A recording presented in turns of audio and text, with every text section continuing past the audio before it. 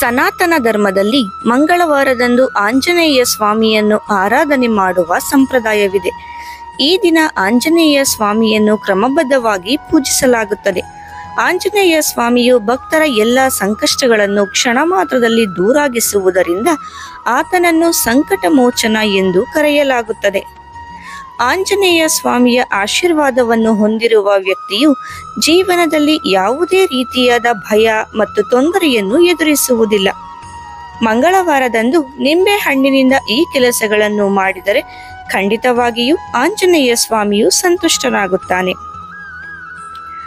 ಶಾಸ್ತ್ರದಲ್ಲಿ ನಿಂಬೆ ಹಣ್ಣನ್ನು ಬಹಳ ಮುಖ್ಯವೆಂದು ಪರಿಗಣಿಸಲಾಗುತ್ತದೆ. ನಿಂಬೆ ಹಣ್ಣನ್ನು ಆಹಾರ ಪದಾರ್ಥಗಳಿಗೆ ಬಳಸುವುದು ಮಾತ್ರವಲ್ಲ, ದುಷ್ಟ ಕಣ್ಣುಗಳಿಂದ ರಕ್ಷಣೆಯನ್ನು ಪಡೆದುಕೊಳ್ಳುವುದಕ್ಕಾಗಿಯೂ ಇದನ್ನು ಬಳಸಲಾಗುತ್ತದೆ. ನಿಮ್ಮ ಮನೆ ಅಥವಾ ವ್ಯಾಪಾರವನ್ನು ದುಷ್ಟ ಕಣ್ಣಿನಿಂದ ರಕ್ಷಿಸಲು ನೀವು ಬಯಸಿದರೆ ಮುಖ್ಯ ದ್ವಾರದಲ್ಲಿ ನಿಂಬೆ ಮತ್ತು ಹಸಿರು ಮೆಣಸಿನಕಾಯಿಗಳನ್ನು ನೇತು ಹಾಕಿ.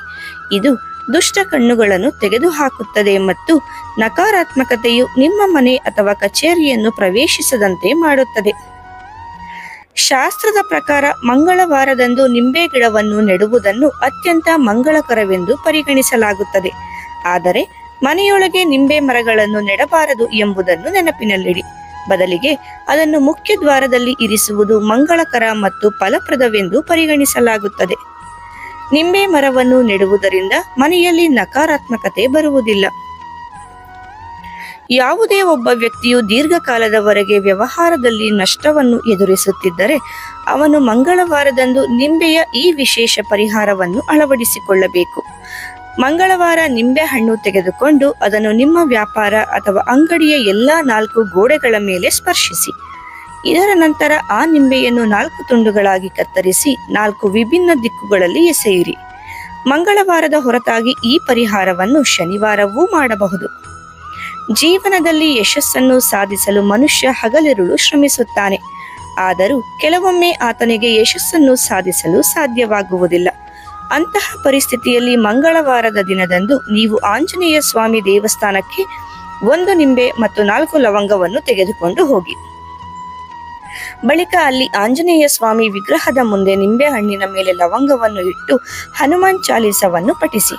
ಇದಾದ ನಂತರ ನೀವು ಯಾವುದೇ ಕೆಲಸಕ್ಕೆ ಹೋಗುವಾಗ ನಿಂಬೆ ಹಣ್ಣು ತೆಗೆದುಕೊಂಡು ಹೋಗಿ. ಇದನ್ನು ಮಾಡುವುದರಿಂದ ನೀವು ಆ ಕೆಲಸದಲ್ಲಿ ಖಂಡಿತ ಯಶಸ್ಸನ್ನು ಸಾಧಿಸುತ್ತೀರಿ. ಮಂಗಳವಾರದ ದಿನದಂದು ನೀವು ನಿಂಬೆ ಹಣ್ಣಿನಿಂದ ಈ ಕೆಲಸವನ್ನು ಮಾಡಿದರೆ ಖಂಡಿತ ಅದರಿಂದ ಪ್ರಯೋಜನವನ್ನು ಪಡೆದುಕೊಳ್ಳುತ್ತೀರಿ. ನಿಂಬೆ ಹಣ್ಣಿಗೆ ಸಂಬಂಧಿಸಿದ ಈ ಪರಿಹಾರವು ನಿಮ್ಮ ಜೀವನದ ಸಾಕಷ್ಟು ಸಮಸ್ಯೆಗಳನ್ನು ದೂರಾಗಿಸುತ್ತದೆ. ಮಾಹಿತಿ ಇಷ್ಟ ಆದರೆ ಈ ವಿಡಿಯೋಗೆ ಒಂದು ಲೈಕ್ ಮಾಡಿ. ಇದೇ ರೀತಿ ಉಪಯುಕ್ತ ಮಾಹಿತಿಗಾಗಿ ನಮ್ಮ ಚಾನಲ್ ಅನ್ನು ಸಬ್ಸ್ಕ್ರೈಬ್ ಮಾಡಿ. ಮತ್ತೆ ಭೇಟಿಯಾಗೋಣ. ಧನ್ಯವಾದಗಳು.